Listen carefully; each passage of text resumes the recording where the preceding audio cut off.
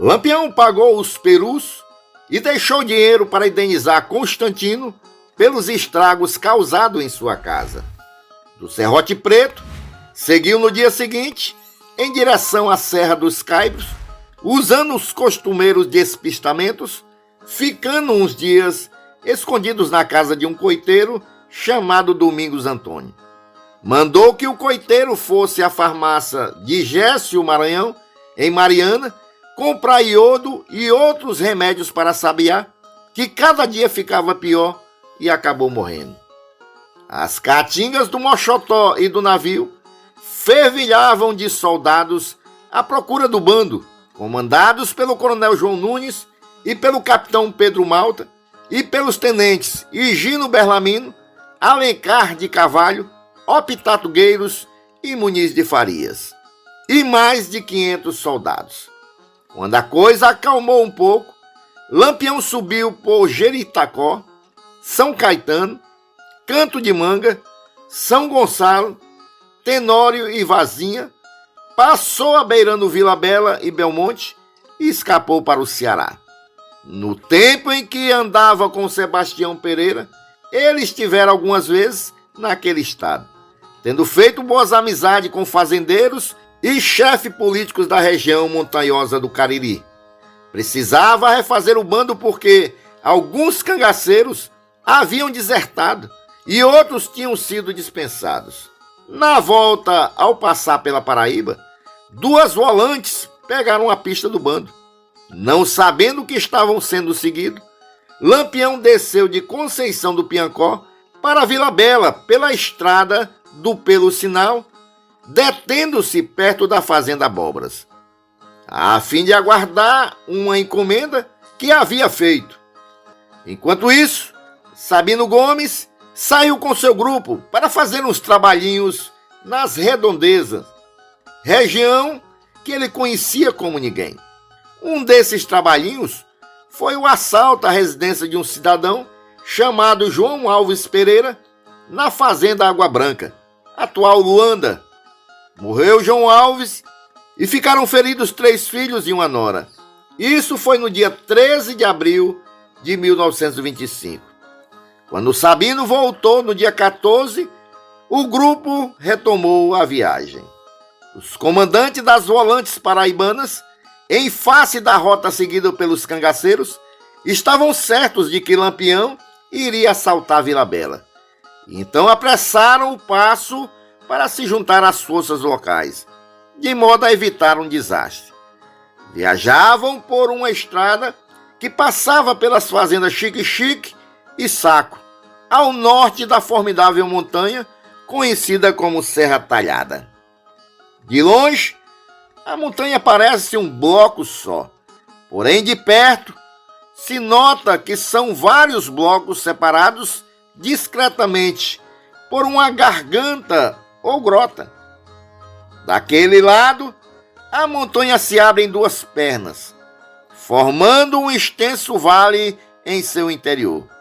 Para quem vinha da Paraíba, havia as estradas principais que contornavam a montanha, uma pela direita e outra pela esquerda. Mas os viajantes preferiam um atalho que se metia pelo referido vale entre as 2 pernas da montanha e passava para o outro lado através de 2 gargantas entre as serras. A primeira garganta, à esquerda, era conhecida como Grota do Saco, um riacho seco que dava acesso à Pedra do Sino, do outro lado da Serra do Saco.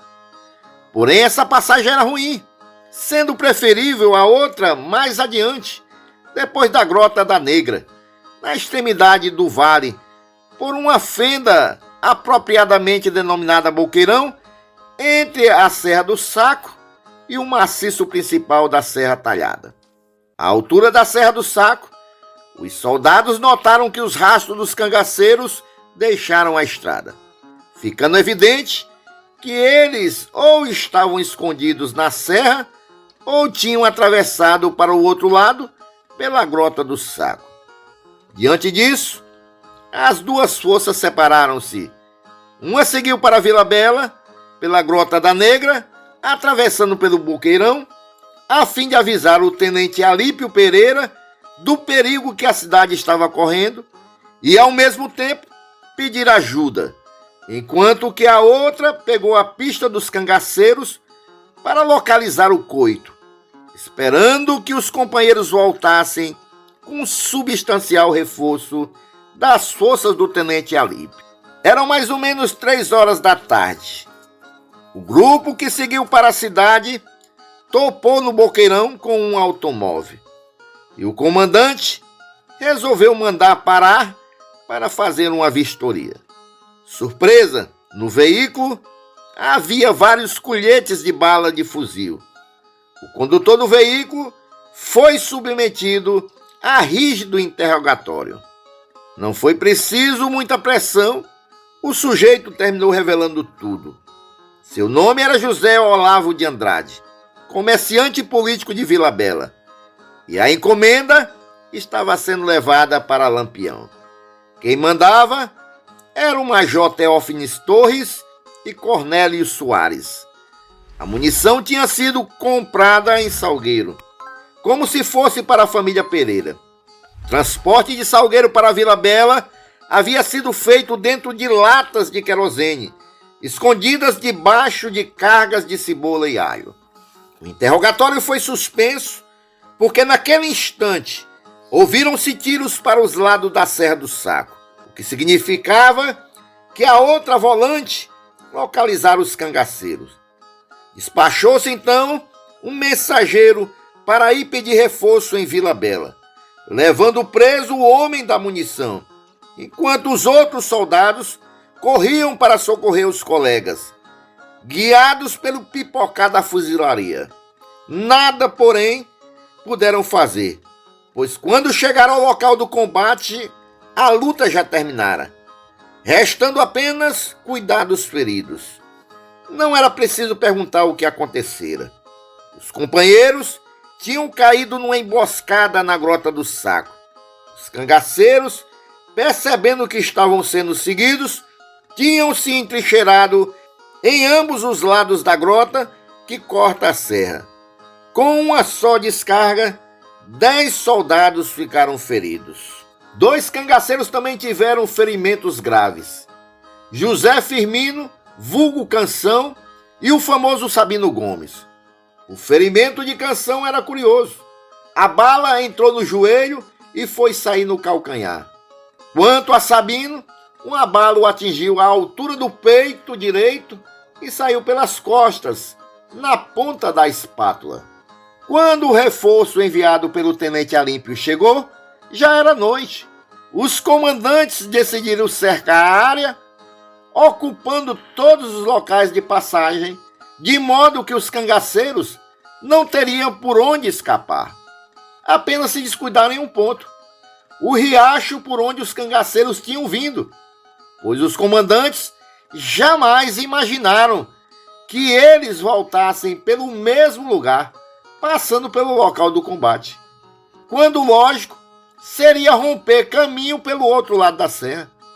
O endiabrado Lampião parece que adivinhou o pensamento dos comandantes e, pela madrugada, enquanto os soldados aguçavam os olhos em tudo quanto era vereda, os cangaceiros, arrastando-se pelo chão, pegaram o leito do riacho, refazendo o caminho de volta.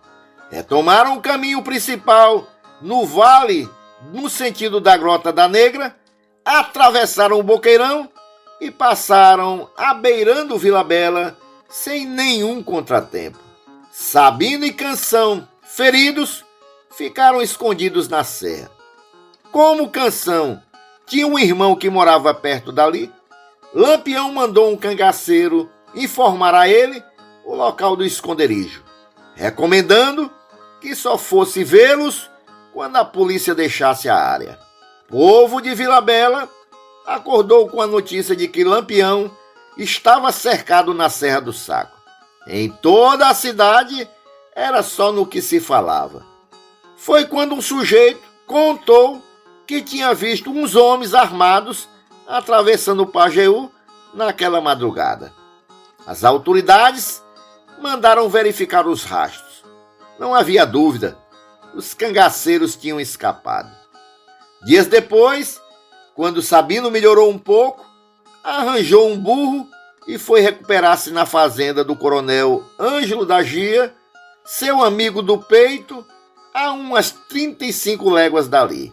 Canção, tendo ficado aleijado, não podendo mais continuar como cangaceiro, viajou para Juazeiro do Norte a fim de pedir a bênção do Padre Cício.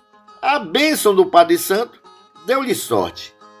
Canção, batizado José Firmino, mudou de nome e passou a se chamar Aleixo, e trabalhou algum tempo no engenho do Coronel Santana, na Serra do Mato, até ser descoberto o seu paradeiro, quando foi preso e levado para o Recife. Depois de cumprir parte da pena, recebeu liberdade condicional e foi morar em Vila Bela.